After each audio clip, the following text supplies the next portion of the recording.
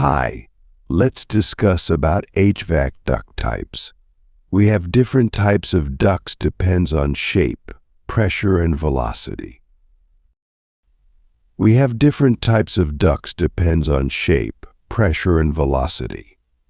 On the basis of shape, we have rectangular, spiral, square, and oval ducts. On the basis of pressure, we have high-pressure duct, medium-pressure duct, and low-pressure duct. On the basis of velocity, we have high-velocity duct, medium-velocity duct, and low-velocity duct. Here we can see this is our spiral duct.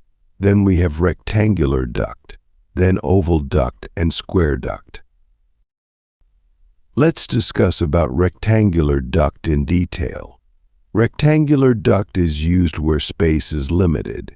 It is easy to bend and join, but it has more weight, more friction losses, and more supports needed.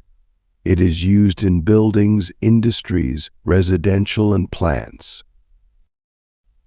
Next, we have spiral duct. It is used in kitchen, office, offshore, and factories.